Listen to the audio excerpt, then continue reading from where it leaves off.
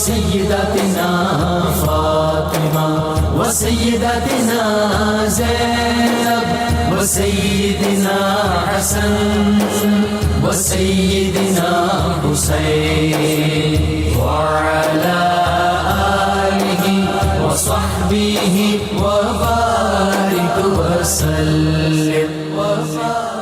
الحمدللہ رب العالمین والصلاة والسلام علی سید الانبیاء والمرسلین اللہم صلی علی سیدنا و مولانا محمد وعلی آلہ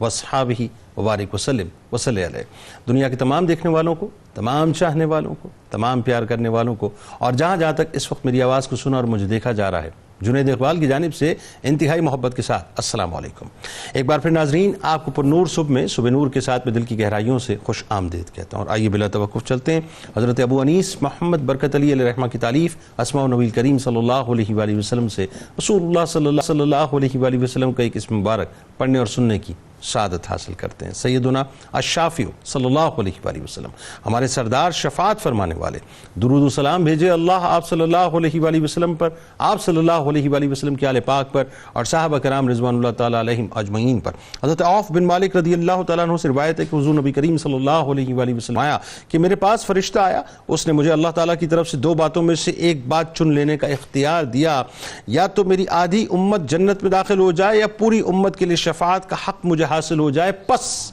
میں نے شفاعت کو پسند کیا، اور شفاعت ان لوگوں کے لیے ہے جو اس حال میں فوت ہوں گے کہ وہ اللہ تعالیٰ کے ساتھ کسی کو شریک نہ ٹھہراتے ہوں۔ ناظرین کرام، جیسا کہ آپ جانتے ہیں کہ آج ورلڈ سوسائڈ پریونشن ڈے ہے، یعنی خودکشی کی روک تھام کا عالمی دن ہے، اور آج ہم جس ہستی کے حوالے سے گفتگو کریں گے، جن کی بارگاہ میں ہدیہ تہنیت پیش کریں گے، بنیادی طور پہ ناظرین وہ نام آتے ہی دلوں کو بڑا اطمینان ملتا ہے، قلب کو بڑا اطمینان ملتا ہے، ایمان کو بڑا اطمینان ملتا ہے کہ ہم ایک ایسی ہستی کی بارگاہ میں ہدیہ تہنیت پیش کریں گے جو ہمت کا، شجاعت کا، استقامت کا، جرت و بہادری کا ایک عظیم الشان استعارہ ہیں، جو مولا کائنات مولا علی کرم اللہ وجہ الکریم کے پڑپوتے ہیں، امام علی مقام امام حسین علیہ السلام کے پوتے ہیں، جو سید سجاد امام زین العابدین علیہ السلام کے لخت جگر ہیں، امام محمد باقر علیہ السلام کے بھائی ہیں، اور جناب امام جعفر صادق علیہ السلام کے چچا ہیں، جو زیدی سادات کے جد ہیں۔ زیدی سادات آج ہمارے ساتھ رہے ہیں، جنہوں نے ہر اس طبقے کو یہ پیغام دے دیا کہ حالات کچھ بھی ہوں، حامیان اگر ساتھ بھی چھوڑ جائیں اور دشمنوں کے کیمپ میں جا کر بیٹھ جائیں، تب بھی ڈرنا نہیں ہے، ڈرنا صرف اللہ کی ذات سے ہی ہے، بھروسہ صرف اللہ ہی کی ذات پہ رکھنا ہے، کیونکہ جو مصیبتوں کے سامنے سینہ چوڑا کر کے کھڑا ہو گیا وہ دراصل امر ہو گیا، اور جو ڈر گیا وہ دراصل مر گیا۔ آج خودکشی سے چونکہ روک تھام کا عالمی دن ہے ناظرین، جب انسان کے حالات کے آگے، یعنی بہت سی پریشانیاں جو ہے وہ انسان کے حالات میں آنے لگتی ہیں اور انسان حالات کے آگے سرنڈر کرنا شروع کرتا ہے، تب خودکشی کا انتہائی اقدام کرتا ہے، اس کا فیصلہ کرتا ہے۔ یعنی جب کسی بھی شعبے زندگی کے کسی بھی پہلو یا رشتوں میں ناکامی کا خوف انسان پر حاوی ہو جاتا ہے، تب انسان ہتھیار اٹھا کر خودکشی کا انتہائی فیصلہ کر لیا کرتا ہے۔ مگر یہ حل نہیں ہے ناظرین، زندگی کو حرام موت مار لینا سولوشن نہیں ہے۔ ایسی صورت میں ہمیں اللہ کی بارگاہ پر بھروسہ اور ان عظیم ہستیوں کی بارگاہ سے توانائی حاصل کرنی چاہیے جن کی زندگی مصائب کا، تکلیفوں کا، امتحانات کا، قربانیوں کا اور جد و جہد مسلسل کا تسلسل ہے۔ آج جس ہستی کا ناظرین پاک تذکرہ ہے، دنیا انہیں سر جھکا کر انتہائی ادب سے حضرت زید بن علی بن حسین علیہ السلام کے نام سے یاد کرتی ہے۔ وہ ہستی ہے ناظرین جو بدترین حالات میں استقامت کا عظیم ترین پہاڑ بن کر کھڑی رہیں، جو روحانی کمالات و مانوی جمالات کے ساتھ ساتھ شجاعت حیدر کرار کے بھی وارث تھے۔ حضرت علی علیہ السلام کا گھر بھی وہ گھر ہے ناظرین کہ اس گھر کا ایک ایک بچہ جہاں بھی پیدا ہوا شیر خدا کی صفات لے کر پیدا ہوا۔ حضرت زید علیہ السلام وہ ہستی ہیں ناظرین جو شہید بھی ہیں، حلیف القرآن بھی ہیں، زید الاضیاد بھی ہیں، عالم آل محمد صلی اللہ علیہ وآلہ وسلم بھی ہیں، فقیہ اہل بیت بھی ہیں، جو نسب پاک کے اعتبار سے ان بلندیوں پر فائز ہیں جہاں تک ہماری عقلوں کی رسائی نہیں ہو سکتی، جن کے نوری وجود میں مولا کائنات مولا علی کرم اللہ وجہ الکریم کا علم و جرت دونوں ہی مجتمع ہیں۔ مدینہ شریف کے جید علماء اور اکابرین میں مرکزی حیثیت آپ رکھتے تھے، مختلف علوم و فنون اسلامیہ کے ماہر تھے، قرات، علوم قرآنیہ، علم عقائد، مقالات، کلامیہ میں انہیں مکمل طور پہ عبور حاصل تھا۔ حضرت امام جعفر صادق علیہ السلام ان کی علمی فضیلت کے بارے میں فرماتے ہیں کہ خدا زید بن علی علیہ السلام پر اپنی رحمتوں کی بارش کرے۔ وہ نہ صرف راست گو تھے بلکہ احکام الہی پر مکمل طور پر دسترس رکھتے تھے، جبکہ امام رضا علیہ السلام کے قول کے مطابق ان کا شمار علماء اہل بیت میں ہوتا ہے۔ امام ابو حنیفہ علیہ رحمہ اور سفیان ثوری علیہ رحمہ کے بقول وہ نہ صرف تقوی و علم و فضل کے اعتبار سے بلند مرتبے پر تھے بلکہ فہم و فراست کے لحاظ سے خوش بیانی کے اعتبار سے بھی بے نظیر تھے۔ اور میں نے اس دور میں، یہ امام ابو حنیفہ علیہ رحمہ فرماتے ہیں کہ میں نے اس دور میں حضرت زید بن علی علیہ السلام سے بڑھ کر فقیہ بڑا نہیں دیکھا ہے۔ پھر استقامت و شجاعت کا یہ عالم تھا ناظرین کہ حضرت امام ابو حنیفہ علیہ رحمہ کے فتویٰ جو ہے وہ ان کے الفاظ کچھ اس طرح سے ہیں کہ حضرت زید بن علی علیہ السلام کا اس وقت کھڑے ہونا رسول اللہ صلی اللہ علیہ وآلہ وسلم کی بدر میں تشریف آوری کے مشابہ ہے، جس کا مطلب یہ ہوا کہ جس طرح رسول اللہ صلی اللہ علیہ وآلہ وسلم کا قریش کے مقابلے میں صف آرا ہونا ایک غیر مشتبہ فیصلہ تھا، بالکل اسی طرح اس وقت کی بنو امیہ کی حکومت کے خلاف حضرت زید علیہ السلام کا اٹھ کھڑے ہونا اور حکومت کو الٹ دینے کی کوشش کرنا ایمان و اسلام کے لیے ضروری ہے۔ گو کہ اس وقت کفار کی بجائے وہ لوگ ہیں جو اپنے آپ کو مسلمان کہتے ہیں۔ یہی معاملہ ناظرین کربلا میں ذہن میں رکھیے گا۔ کربلا کی تعریف کوفیوں کی بے وفائی کی تاریخ ناظرین، اور ایک بار پھر یہی تاریخ دہرائی گئی کہ 80,000 کی تعداد میں بیعت کرنے والے کوفی ایک بار پھر لا یوفی بن کر ساتھ چھوڑ گئے، مگر حضرت زید علیہ السلام کی حیدری استقامت و شجاعت پہاڑ کی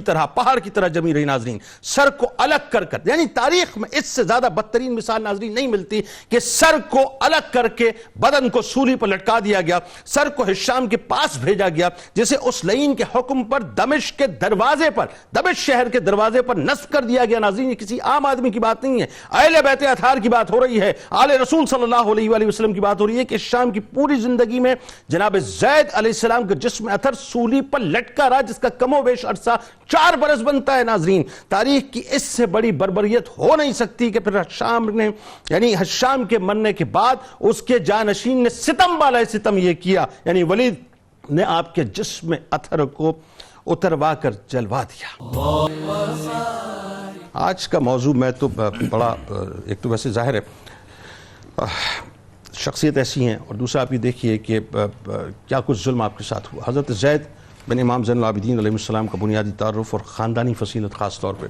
پھر وہ جو سرکار علیہ السلام کا بشارت دینا امام زین العابدین علیہ السلام کو، ابتدا کیجیے۔ بہت شکریہ جنید بھائی، جس انداز میں آپ نے یہ انٹرو دیا ہے یقیناً سنتے ہی دل دہل جاتا ہے کہ اہل بیت اطہار کے ساتھ کیا کچھ ہوا، کیا کچھ ہوتا رہا، اور یہ ہستی جن کے ساتھ تاریخ کا وہ ظلم و ستم ہوا کہ جس کی خود تاریخ بھی مثال پیش کرنے سے قاصر ہے۔ اللہ تبارک و تعالی ہمیں ایسی ہستیوں کی عقیدت اور محبت میں ہی زندگی عطا فرمائے اور انہی کی محبت میں ہی ہمیں موت عطا فرمائے۔ آپ کا نام مبارک حضرت زید اور آپ کے القابات میں سے شہید، حلیف القرآن، زید الازیاد، عالم آل محمد، فقیہ ہے اہل بیت مصطفیٰ صلی اللہ علیہ وسلم، اس کی طرف میں آتا ہوں۔ اگر آپ کے نسب مبارک کو دیکھ لیا جائے کہ زید بن علی بن حسین بن علی بن ابی طالب بن عبد المطلب رضوان اللہ تعالی علیہم اجمعین و علیہم السلام،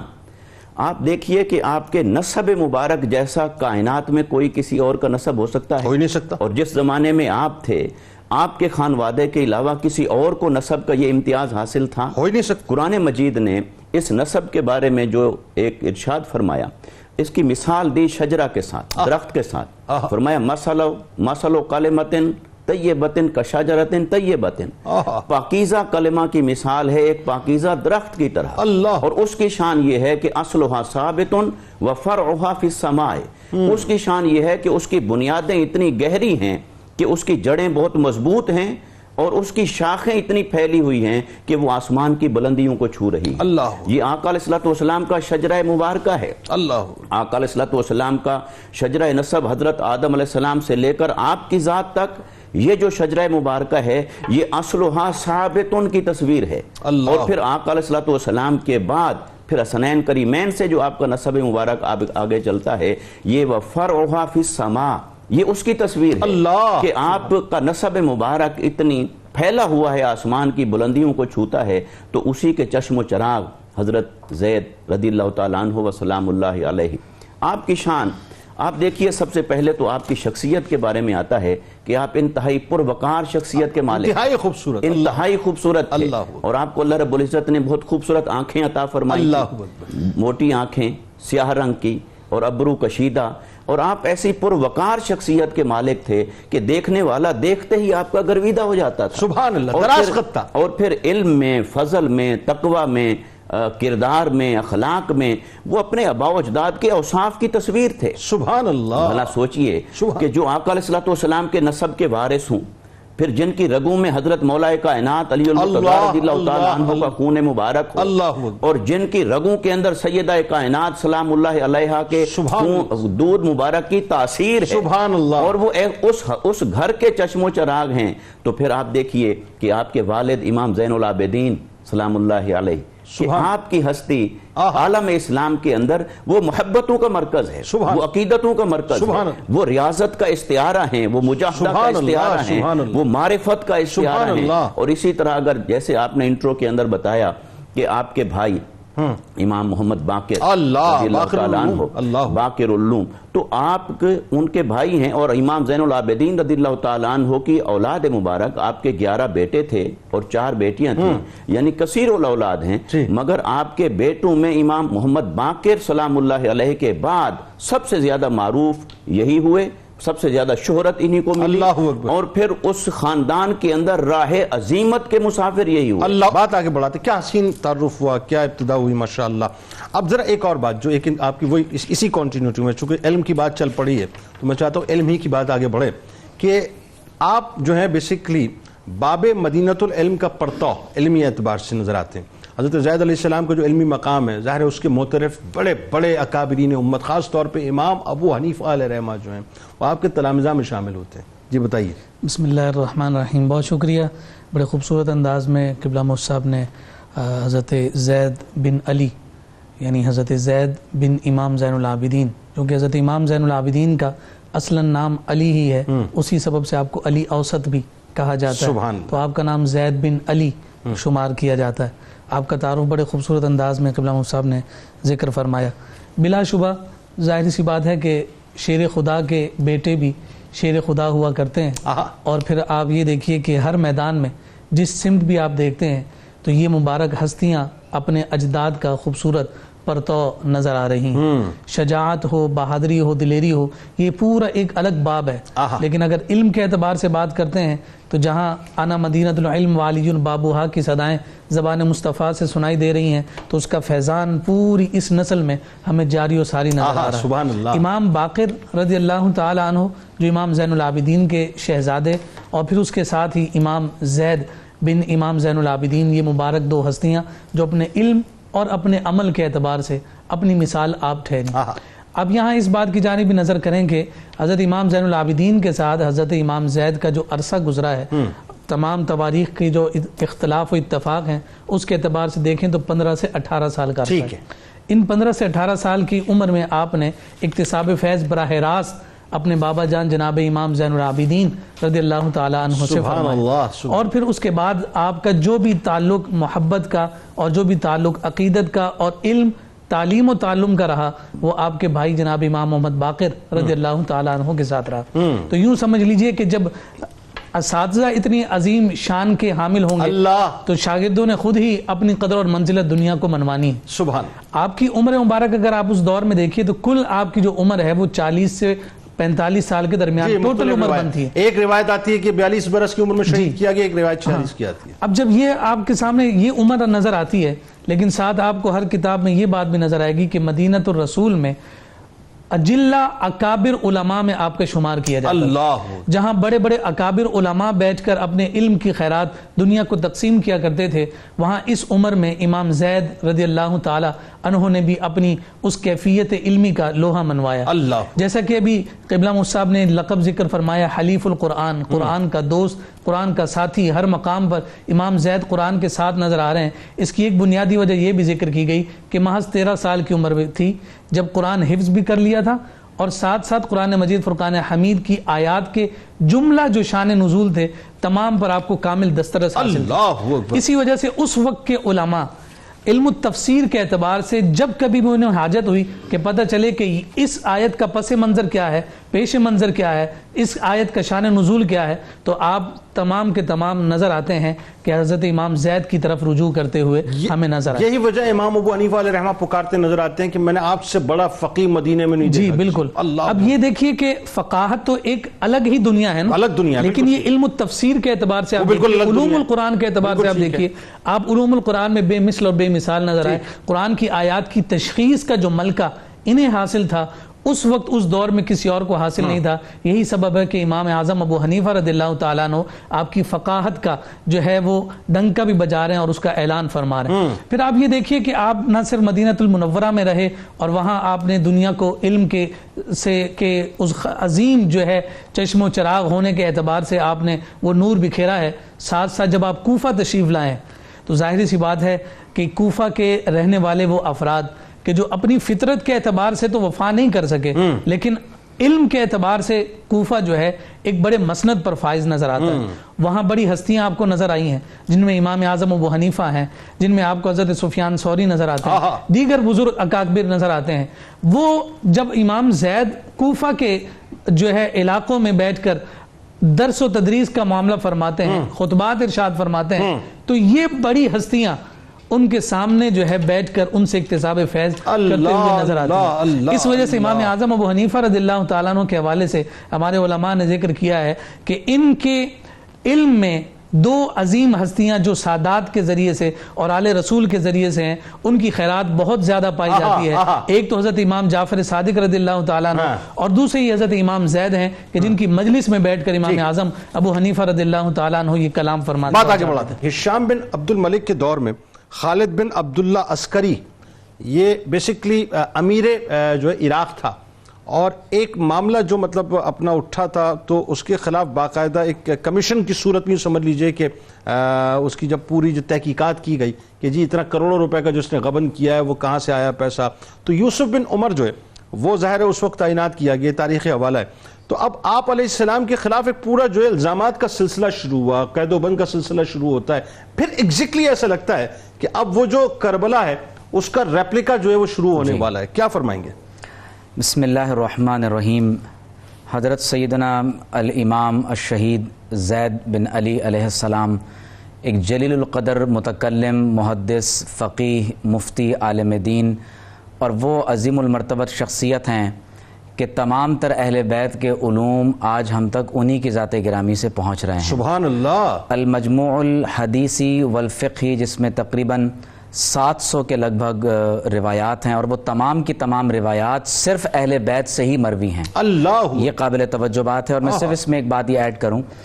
کہ حضرت امام زید علیہ السلام وہ پہلی شخصیت ہیں کہ جنہوں نے انٹرنیشنل ہیومینیٹیرین لاء پر کتاب لکھی ہے۔ سبحان اللہ۔ سیر کے نام سے باقاعدہ آپ نے کتاب تحریر فرمائی، اور المجموع الفقہی میں پورا وہ کتاب کا حصہ آپ کا اس میں شامل ہے۔ ایسی عجیب سی بات ہے کہ جنہوں نے انسانیت کا اتنا بڑا جنگی قانون، ان کے ساتھ اتنا غیر انسانی سلوک کیا، یعنی جنگی قانون کیا ہے عالم اسلام اور پوری کائنات میں سب سے پہلے وہ امام زید سے سیکھنا شروع کیا۔ اللہ اکبر۔ اب آپ دیکھیے جس واقعے کی طرف آپ نے اشارہ فرمایا ہے وہ بہت ہی قابل توجہ ہے، کیونکہ حضرت امام زید علیہ السلام کی شخصیت وہ ہے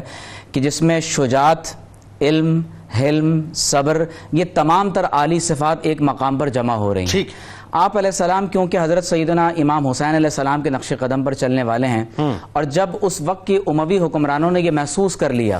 کہ آپ کا شہرہ بڑھتا جا رہا ہے اور عنقریب بہت سے لوگ آپ کے دست مبارک پر بیعت کریں گے اور دوبارہ خلافت راشدہ کی یاد کو تازہ کیا جانے لگا ہے، تو انہوں نے نعوذ باللہ من ذالک امام زید علیہ السلام کے خلاف پورا ایک پروپیگنڈے کا ایک سلسلہ شروع کیا تاکہ آپ کے خلاف ایسی چارج شیٹ لائی جا سکے، آپ کی شخصیت کو میلائن کیا جا سکے کہ باقاعدہ لوگ آپ کے ارد گرد جمع نہ ہو سکے۔ تو کہا جاتا ہے کہ ہشام بن عبد الملک جب بادشاہ بنا تو اس نے خاص طور پر امام زید کو متہم کیا۔ اب آپ دیکھیے اس کے ذہن میں فرزدق شاعر والا واقعہ تھا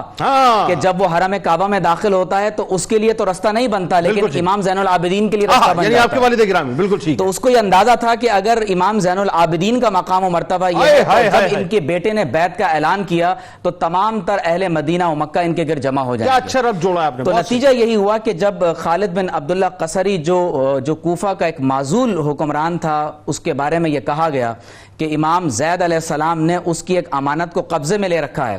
تو اب آپ اندازہ کیجئے کہ اس وقت میں حضرت سیدنا امام زید علیہ السلام کو یوسف بن عمر ثقفی کے پاس بھیجا گیا. اب میں یہاں پر آپ تمام کی ایک خاص طور پر اس میں ایک چیز یہ کچھ اس طرح سے بھی ہے نا کہ اس کے بچوں کے کروڑوں روپے کے غبن کی بات تھی, تو اس سے جب پوچھا گیا کہ پیسہ کہاں پر ہے تو اس نے دو نام لیے, ایک حضرت زید علیہ السلام کا, ایک حضرت داؤد بن علی بن عبداللہ بن عباس علیہ السلام کا, کہ جی ان دونوں کے پاس میرا مال ہے, یعنی اپنا جو وزن تھا ان کے اوپر ڈال دیا تھا. ایسے ہی ہوا تھا. اب آپ دیکھیے کہ اس میں جو دو حضرت امام زید کے جملے ہیں, ایک آپ نے جو ہشام کے سامنے فرمایا اور ایک آپ نے یوسف بن عمر کے سامنے, اسی کانٹیکس میں جو آپ نے فرمایا, آپ نے فرمایا ہشام نے قسم اٹھا رکھی تھی کہ جس نے مجھ سے کہا کہ اللہ سے ڈرو اسی وقت اس کا سر تن سے جدا کر دوں گا. تو وہ واحد شخصیت جس نے ہشام بن عبد الملک بن مروان کو یہ کہا کہ اتق اللہ, وہ حضرت سیدنا امام زید علیہ السلام. تو آپ نے فرمایا کہ اے ہشام اللہ تبارک و تعالی سے ڈرتے رہو, کوئی شخص اتنا بڑا نہیں ہے کہ جس کو اللہ تبارک و تعالی کے تقوی کی نصیحت نہ کی جائے, اور کوئی شخص کتنا ہی کمتر کیوں نہ ہو تقوی سے بڑی کوئی اور نصیحت نہیں ہو سکتی. اور جب یوسف بن عمر نے آپ کے خلاف یہ تمام تر فالس پروپیگنڈا کرنے کی کوشش کی تو آپ نے اس نے آپ کو باقاعدہ دھمکیاں دینے کی کوشش کی, تو امام زید علیہ السلام نے اس کو ارشاد فرمایا کہ تم وہ نہیں ہو کہ جو زور زبردستی کے ساتھ مجھ پر عذاب کے یعنی ظلم کے پہاڑ ڈھاتے ہوئے جو چاہو مجھ سے کروا لوگے. اور پھر آپ نے فرمایا کہ وحملنی علی کتاب اللہ و سنت نبی صلی اللہ علیہ وسلم, اگر میرے ساتھ کوئی معاملہ کرنا ہے تو اس کی دلیل صرف ایک ہی ہوگی, یا تو وہ قرآن میں لکھا ہو یا محمد الرسول اللہ صلی اللہ علیہ وسلم کی سنت سے ثابت ہو. اور پھر آپ نے فرمایا لا علی سنتک و سنت ہشام, فرمایا کہ مجھے تمہاری اور ہشام کی سنت اور اس کے طریقے سے کوئی سروکار نہیں. آئیے آغاز کرتے ہیں صاحب, ذرا یہ بتائیے کہ وہاں پہ ایک بڑا اہم سوال اب پیدا ہو گیا کہ کوفی جو ہیں ایک بار پھر یہ چاہتے ہیں کہ بیعت کی جائے. 61 ہجری سامنے ہے ہمارے, اور اب ظاہر ہے یہ جو صدی ختم ہو چکی ہے, دوسری صدی شروع ہو چکی ہے, لیکن کوفی ایک بار پھر چاہتے ہیں کہ جی مطلب بیعت کی جائے. لیکن امر بالمعروف و نہی عن المنکر کا تقاضا دیکھتے ہوئے آپ ایک بار پھر وہی بات ہے کہ حیدری خون مبارک ہیں, تو آپ نے خروج کیا, کیا ہوا ذرا بتائیے. دیکھیے ایک لفظ خروج اور ایک لفظ قیام, ٹھیک ہے, عام طور پر ہماری تاریخ کے اندر یہی لفظ استعمال ہوتا ہے, کسی بادشاہ وقت کے خلاف کھڑے ہونا, اس کو خروج کہا گیا ہے, لکھا گیا ہے, کہا جاتا ہے. مگر میں یہاں پر اپنے سامعین کے لیے یہ لفظ زیادہ پراپر ہے اور زیادہ ادب کے مقام پر ہے کہ ہم کہیں کہ ان حضرات نے قیام فرمایا, یہ کھڑے ہوئے کہ آپ نے قیام فرمایا, کیونکہ جب تخت پر بیٹھا شخص ظالم ہو, فاسق ہو, فاجر ہو, حدود اللہ کے خلاف ورزی کرنے والا ہو اور اس منصب کے اہل بھی نہ ہو, اور اللہ اور اس کے رسول صلی اللہ علیہ وسلم کی تعلیمات کی سراسر خلاف ورزی کرنے والا ہو, اس کے خلاف آواز بلند کرنا یہ قیام ہے. امام علی مقام رضی اللہ تعالی عنہ نے بھی یہی قیام فرمایا, اور آپ کے نقش قدم پر چلتے ہوئے حضرت امام زید رضی اللہ تعالی عنہ نے بھی وہی قیام فرمایا. درست. لیکن یہ جو قیام ہے, قیام ایسے نہیں کہ یکا یک انہوں نے قیام کا اعلان فرما دیا, اس قیام سے پہلے بھی شرعی طور پر سنت مصطفیٰ صلی اللہ علیہ وسلم کے مطابق وہ پاسداری کرتے رہے اتمام حجت کی, جو ڈاکٹر صاحب نے ابھی پس منظر ہمارے سامنے بیان فرمایا تھا سارا, وہ اتمام حجت کو بیان کرتا ہے کہ آپ کو بلایا جاتا ہے, آپ جاتے ہیں, الزام غلط ہے پھر بھی اپنی صفائی کے لیے آپ پیش ہو رہے ہیں, آپ کو دمشق سے پھر کوفہ بھیجا جاتا ہے, آپ وہاں بھی جاتے ہیں, انکار نہیں کر رہے, وہاں جاتے ہیں, وہ ساری کہانی کھل جاتی ہے. یہ اتمام حجت ہے. یہی اتمام حجت امام علی مقام رضی اللہ تعالی عنہ نے فرمایا تھا, یہی اتمام حجت امام مسلم بن عقیل نے فرمایا تھا, کیونکہ یہ وہ ہستیاں ہیں جنہوں نے سنت مصطفیٰ کو زندہ کرنا تھا, جنہوں نے قرآن مجید کی تعلیمات کو زندہ کرنا تھا. تو یہ کیسے ہو سکتا ہے کہ یہ حالات اور حالات کی شدت کو بہانہ بنا کر تو آقا علیہ الصلوۃ والسلام کی تعلیمات کے اس ظاہر کے پہلو کو معاذ اللہ نظر انداز کر دیتے؟ نہیں، جو دین کا پہلو تھا، سنت مصطفی کا پہلو تھا، شریعت کا ظاہری پہلو تھا، اس اتمام حجت کو انہوں نے پوری طرح سے نبھایا۔ اچھا، ایک اور بات اتمام یہاں حجت جب کر لیا، 50 دن کی جو آپ کی قید تھی، قطع کلام کی معذرت، اس وقت ایک وہی بات ہے کہ جو اہل بیت کے اندر جو ایک میگنیٹزم ہے وہ کوفی جو ہیں دوبارہ آپ کی طرف کھینچنا شروع ہوا، یہاں سے سلسلے کا اصل آغاز ہوا نا، بتائیے ذرا، جس سے شام جو ہے وہ کانپنے لگا تھا وہاں۔ اس کے پیچھے وہی سبب ہے جو امام علی مقام رضی اللہ تعالیٰ عنہ کے سامنے تھا۔ کوفی بلا رہے ہیں، ٹھیک ہے، آپ جانتے ہیں کہ وہ وفا کریں گے یا نہیں کریں گے، لیکن اتمام حجت کا تقاضا کیا ہے کہ وہ کہہ رہے ہیں کہ آپ آئیں، ہم آپ کے ہاتھ پہ بیعت کریں گے۔ اور یہاں بھی ایسے ہی ہے، جب وہ کہہ رہے ہیں کہ ہم بیعت کریں گے تو امر بالمعروف اور نہی عن المنکر کا تقاضا یہی تھا جو ان کی رگوں میں تھا، جو ان کے عقیدے میں، ان کی سرشت میں، ان کی فطرت میں موجود تھا کہ جہاں بھی امر بالمعروف کی بات ہوگی تو کھڑے ہونا ہے، جہاں نہی عن المنکر کی بات ہوگی تو کھڑے ہونا ہے، چاہے جان ہی کیوں نہ چلی جائے۔ لہٰذا آپ نے ان کے ظاہری اقوال کو دیکھا اور وہ کہہ رہے تھے تو 40,000 جیسا ڈاکٹر صاحب نے فرمایا، حتیٰ کہ وہ عدد بڑھتے بڑھتے 80,000 تک چلے گئے، اور 80,000 تک وہ عدد پہنچ جاتا ہے۔ تو اگر اتنے لوگ امر بالمعروف اور نہی عن المنکر کے لیے بلاتے ہیں ایک ایسی ہستی کو جو پروردہ امام زین العابدین، جو اہل بیت اطہار اور عطرت مصطفیٰ کا چشم و چراغ ہو، کسٹوڈین ہے، تو وہ کیسے اس سے پیچھے ہٹ سکتے ہیں؟ جلیلہ جو اہل بیت کا ہے وہ تو ظاہر اس بات کا متقاضی ہے۔ یہاں ایک بات جو میں چاہتا ہوں ذرا سا آپ تاریخی اعتبار سے اور بھی ذرا بیان کر دیجئے کہ جب یہ کوفیوں نے بہت زیادہ انسسٹ کرنا شروع کیا تو حضرت داؤد رضی اللہ تعالیٰ عنہ جو ساتھ تھے، داؤد بن علی بن عبداللہ بن عباس رضوان اللہ تعالیٰ علیہ مجمعین، یہ جب ساتھ تھے تو بار بار یہ اصرار کرتے رہے کہ اے زید علیہ السلام آپ ان کی بات پہ بھروسہ مت کیجئے، انہوں نے آپ کے والد کے ساتھ مطلب آپ کے والد کے ساتھ کیا کیا، ان کے والد کے ساتھ یعنی مولا کائنات کے ساتھ کیا کیا، آپ کے ساتھ بھی وفا نہیں کریں گے۔ پھر اچھا ایک وقت ایسا ہے وہاں سے وہ جو یوسف بن عمر جو ہے وہ بہت زیادہ فورس کرتا رہا کیونکہ شام کو ڈرتا اس کے کہنے پر کہ یہاں سے نکالا جائے، بہرحال آپ قادسیہ چلے گئے، لیکن وہ بات جب تعداد بڑھی پھر آپ واپس آئے باوجود اس کے کہ آپ کو معلوم تھا کہ یہ وفا نہیں کریں گے، یہ کیا معاملہ تھا؟ پھر حضرت داؤد ظاہر لوٹ کے چلے گئے تھے۔ دیکھیے، جب نظر آ رہا ہو کہ ہمارے ساتھ کھڑا ہونے کا دعویٰ کرنے والے یہ اپنی بنیاد پہ کھڑے نہیں رہ سکیں گے، پھر بھی آگے بڑھنا، ایک یہ کہ وہ اپنے اگلے انجام کو جانتے تھے کہ اس ظالم حکمران اور ظالم حکومت کے ہوتے ہوئے انہوں نے ہمارا جینا دو بھر کرتے رہنا ہے، لہٰذا ہماری راہ یہی ہے جو حسینی راہ ہے، جو مصطفیٰ صلی اللہ علیہ وسلم کی راہ ہے۔ ایک تو اس راہ کو دیکھ رہے تھے اس لیے اس کی طرف آگے بڑھ رہے تھے، دوسرا یہ کہ اگر ان جیسی ہستیاں جو وارثان فکر مصطفیٰ تھے اگر وہ ظاہری حالات کو ازیوم کر کے خاموش ہو کے بیٹھ جاتے تو قیامت تک کوئی بھی فرد کھڑا نہ ہو سکتا، ہر ایک کے پاس کچھ نہ کچھ مفروضے ہوتے کہ میں اس لیے کھڑا نہیں ہو رہا، میں اس لیے کھڑا نہیں ہو رہا۔ آپ نے ان تمام چیزوں کو بالائے طاقت رکھتے ہوئے آپ کھڑے ہوئے تاکہ آنے والوں کے لیے ایک نمونہ عمل دیں، آنے والوں کے لیے نمونہ عمل بھی ہو جائے اور آنے والوں کو چاہیے بھی ہے۔ مثال کے طور پہ آج جو اس وقت امت کی ذبح حالی ہے، ہمیں چاہیے یہ کہ ہم اگر مگر بٹ کے چکر میں نہ الجھیں، جو ان کا طریق تھا اس پر عمل کرنے کی کوشش کریں نا، لیکن ہمارے یہاں تو مسئلہ یہ ہے کہ آج ہم وہ کہتے ہیں نا کہ مصلحت کا لبادہ پہن کر مفاہمت کا چولہا ہم نے اس کے اوپر ایسا چڑھا لیا ہے کہ اب سوائے مفاہمت کی دوسری کوئی بات ہی نہیں ہے۔ لیکن علامہ صاحب ایک بڑی عام ترین بات اس میں کہ آپ علیہ السلام نے جو ظاہر ہے اس وقت آپ جو قیام فرمایا اس میں کچھ مقاصد آپ نے اپنے ایک تاریخی خطبے میں بیان کیے ہیں اور وہ ایسے ہیں کہ ان مقاصد سے بہت واضح ہو جاتا ہے کہ آپ کا مقصد منصب نہیں تھا، آپ کا مقصد امر بالمعروف و نہی عن المنکر تھا۔ بتائیے ذرا۔ بسم اللہ الرحمن الرحیم۔ دیکھیے جنید بھائی، اگر اس پس منظر میں اب آپ دیکھتے ہیں تو یہ کربلا کا ایک اعتبار سے ریپلیکا بھی نظر آ رہا ہے، ایک عکس بھی نظر آ رہا ہے اور ایک دوسری کربلا کی مثال بنتے ہوئے میں نظر آ رہا ہے۔ بالکل ٹھیک ہے۔ کربلا میں بھی دونوں طرف یعنی جو طرفین تھے وہ ایکسٹریم پوزیشنز پر، ایک طرف امام علی مقام کے پائے استقامت ہیں کہ لغزش آنے کو امید بھی باقی ہو ہی نہیں سکتا، ایسے قائم ہے، بالکل ٹھیک، اور دوسری طرف جو ہے انہیں ہلانے کے لیے ہر ممکن کوشش کرنے کے لیے وہ تلے پڑے ہیں اور یہ جانتے ہیں کہ ہم نے اس سلطنت کو اور اس کرسی کو بچانا ہی بچانا، ایسا ہی اس کرسی کو بچانے کے لیے انہوں نے اتنا بڑا جرم کیا۔ لیکن آپ یہ دیکھیے کہ یہ بھی ایک تاریخ کی عجیب داستان ہے کہ ہم اسی تاریخ کو ہی ہمارے لیے باعث نصیحت اور باعث عبرت بنایا، لیکن آپ پھر دیکھیے کہ پھر اقتدار کی ہوس ایک دفعہ پھر یہ مثال قائم کر رہی ہے اور ہشام جو ہے وہ اپنی سلطنت کو، اپنی کرسی کو اور اپنے جاہ و جلال کو بچانے کے لیے ایک دفعہ پھر ان مبارک نفوس پر جو ہے وہ حملہ آور ہو رہا ہے اور یلغار کر رہا ہے۔ اب آپ یہ دیکھیے کہ امام زید رضی اللہ تعالی عنہ نے جو اس کے خلاف یعنی ہشام کی اس سلطنت کے خلاف جو علم بلند فرمایا، علم جہاد بلند فرمایا، اور اس کے پیچھے جو بھی سارے پس منظر بنے، علامہ ڈاکٹر صاحب نے ذکر فرمایا، قبلہ مفتی صاحب نے ذکر فرمایا، ان تمام کے بعد بھی امام زید رضی اللہ تعالیٰ عنہ اتمام حجت فرماتے ہوئے اپنے آخری خطبات میں بھی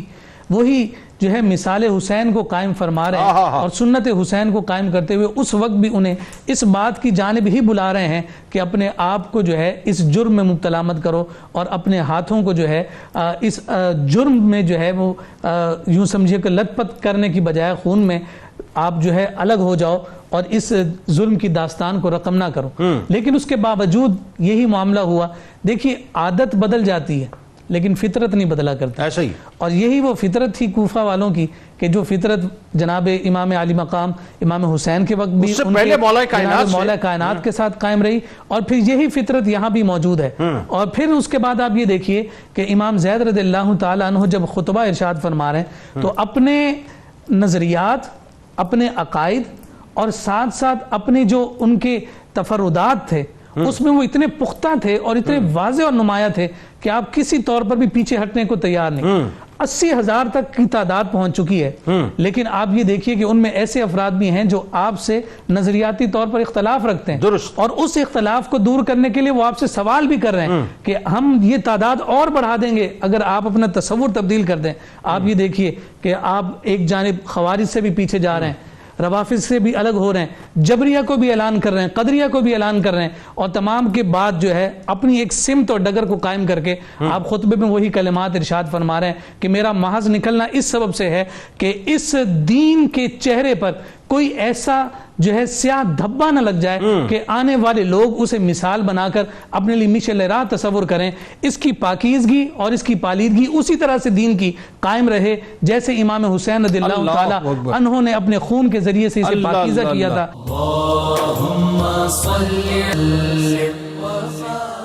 اب آخر میں وہ جو موقع ہے شہادت کا، دیکھیے آپ علیہ السلام کی شہادت مفتی صاحب میں چاہتا ہوں آپ بیان بھی کیجئے، اور ساتھ ساتھ یہ بھی بتائیے کہ ہشام نے اور ولید نے آپ علیہ السلام کی جسم کے ساتھ جو بے حرمتی کی ہے، یعنی تاریخ میں کوئی اور مثال کو پیش نہیں کر سکتا کہ بربریت کی اتنی بھیانک ترین مثال ہے۔ ایک تو یہ ذرا بیان کیجئے، ساتھ ساتھ یہ بھی بتائیے کہ یوسف بن عمر نے جو آپ علیہ السلام کی زوجہ محترمہ کو جس بے دردی اور دردناک اور کربناک انداز میں اور جس نے درندگی کے ساتھ شہید کیا ہے، آئیے۔ دیکھیے جنید بھائی، آپ کے دست مبارک پر 15,000 20,000 اور پھر یہاں تک کہ 40,000 سے 1,00,000 تک افراد نے بیعت کی ہے،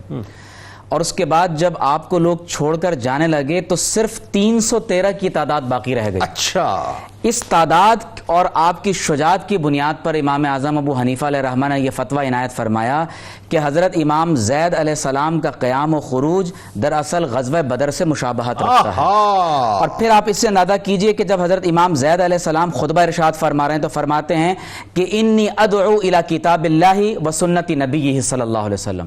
اپنا موٹو پالیسی سٹیٹمنٹ آپ عطا فرما رہے ہیں کہ میرا مقصد اللہ کی کتاب اور اللہ کے رسول علیہ السلام کی سنت کی طرف دعوت دینا ہے، وَإِحْيَاءِ السُّنَن، میں سنتوں کو زندہ کرنا چاہتا ہوں، وَإِمَاتَةِ الْبِدْعِ، میں بدعتوں کو مارنا چاہتا ہوں۔ اور پھر فرماتے ہیں کہ اگر تم میری بات کو سنو گے، اس پر عمل کرو گے تو تمہارے لیے بہتر ہوگا، اور اگر تم نے میری بات کا انکار کیا تو پھر اللہ تبارک و تعالیٰ تمہارا نگہبان ہو۔ اور پھر آپ خود ارشاد فرماتے ہیں آپ کی استقامت، ہمیں جب ہم اس کے بارے میں پڑھتے ہیں تو ہمیں پھر طائف کا میدان یاد آ جاتا ہے، پھر ہمیں کربلا کا میدان یاد آ جاتا ہے۔ آپ فرماتے ہیں کہ اے لوگو، تم یہ ستارہ اپنی آنکھوں سے دیکھ رہے ہو؟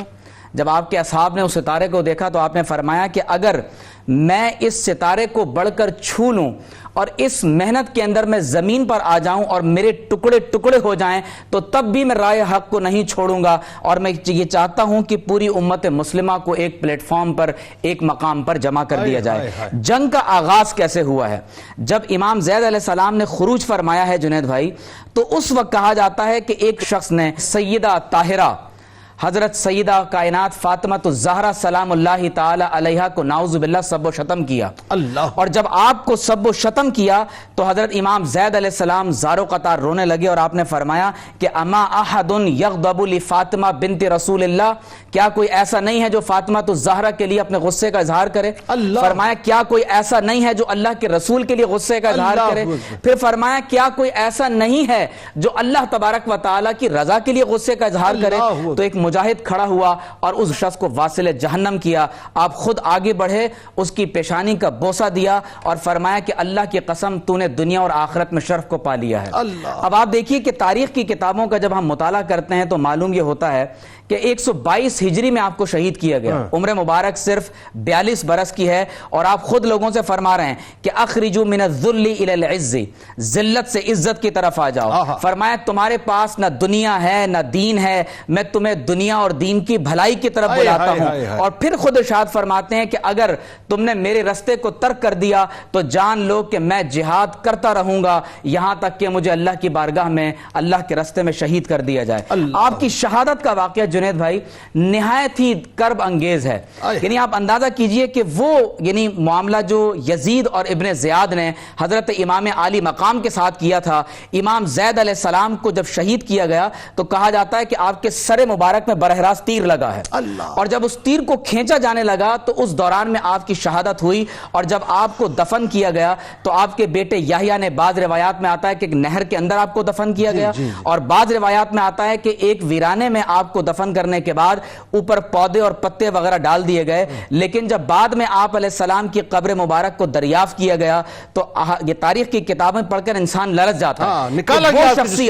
وہ شخصیت جس نے دنیا میں پہلی کتاب جنگوں کے آداب پر لکھی اور یہ بتایا ہو کہ اللہ کے نبی نے مسلح کرنے سے منع کیا ہے. انسانیت ہوتی کیا ہے؟ جس انسانیت کی تعلیم دی ہے پہلی مرتبہ. تو آپ کے جسد مبارک کو قبر کھود کر نکالا گیا، آپ کا کفن مبارک جسم سے جدا کیا گیا، آپ علیہ السلام کا سر قلم کیا گیا. اور کہا جاتا ہے کہ جب یوسف بن عمر نے آپ کے سر مبارک کو ہشام کو بھیجا تو جنید بھائی آپ کا سر صرف دمشق کے کسی عام مقام پر نہیں رکھا گیا، نعوذ باللہ من ذالک ایک کوڑے کے مقام پر آپ علیہ السلام کے سر مبارک کی توہین کی گئی. ہم اللہ کی اس سے پناہ چاہتے ہیں. پھر آپ کے جسم مبارک کو ایک مقام پر مصلوب کیا گیا اور آپ کے جب جسم مبارک سے لباس اتارا گیا تو اللہ نے ایک مکڑی کو بھیجا. اس طرح سے مکڑی نے غار ثور پر جالا بنا تھا، اس مکڑی نے آپ علیہ السلام کے جسد مبارک پر اللہ تبارک و تعالی کی طرف سے ایک جنت کا لباس لگایا اور 4 برس تک آپ کا جسم مبارک لٹکتا رہا. جب ان کے دلوں کو تسکین نہ ہوئی تو جسم صحیح سالم رہا.